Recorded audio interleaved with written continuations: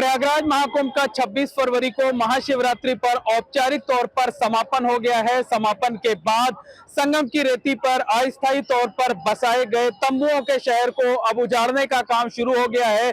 जो शिविर संत महात्माओं के संस्थाओं के लगाए गए थे, उन्हें अब धीरे धीरे कर हटाया जा रहा है। उनके हटाने का काम तेजी से किया जा रहा है, युद्ध स्तर पर किया जा रहा है। यही वजह है कि महाकुंभ क्षेत्र में जिन जगहों पर तिल रखने तक की जगह नहीं होती थी, जो रास्ते जो सड़कें श्रद्धालुओं की भीड़ से पटे होते थे, अब उन पर सन्नाटा सा पसरने लगा है।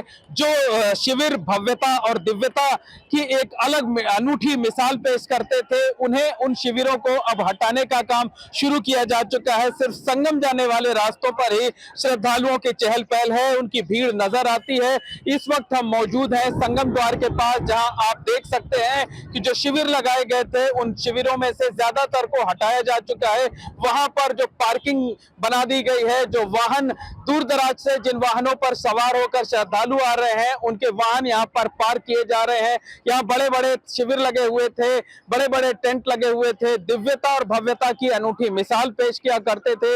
लेकिन अब ये जगहें धीरे धीरे कर खाली हो रही हैं। जिन रास्तों पर, जिन एरिया में जो है अखाड़ों के शिविर लगे थे, महामंडलेश्वरों के शिविर लगे थे, तमाम दूसरी बड़ी संस्थाओं के शिविर लगे थे, उनको भी हटाए जाने का काम तेजी से चल रहा है। ये चूंकि ये संगम का क्षेत्र है, लिहाजा यहाँ अब भी दिन भर वाहनों की आवाजाही बनी रहती है, श्रद्धालुओं का आना जाना बना रहता है।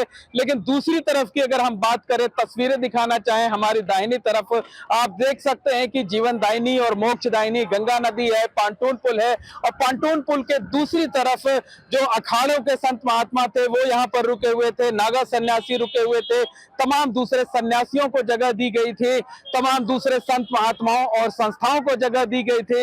लेकिन वो क्षेत्र अब वीरान सा नजर आने लगा है। तो कहा जा सकता है कि महाकुंभ क्षेत्र में जहां एक तरफ भीड़ का, श्रद्धालुओं की भीड़ का अनूठा रिकॉर्ड बना, 45 दिनों तक चले महाकुंभ में 66 करोड़ से ज्यादा श्रद्धालुओं का आगमन हुआ। 66 करोड़ से ज्यादा श्रद्धालुओं ने संगम की रेती पर, त्रिवेणी की धारा में आस्था की डुबकी लगाई।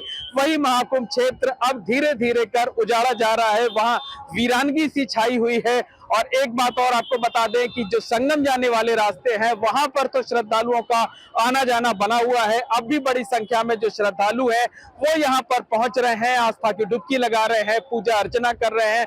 लेकिन महाकुंभ क्षेत्र के जो दूसरी जगह हैं, जो दूसरे सेक्टर है, वहां आमतौर पर अब सन्नाटा सा पसर रहा है। वहां टेंटों को उखाड़ने का, शिविरों को उजाड़ने का काम चल रहा है। और ये चीजें जो है, जिन्होंने महाकुंभ की दिव्यता और भव्यता को देखा था, उनके लिए शायद बहुत अच्छी, उनके लिए ये तस्वीरें नहीं लगेंगी।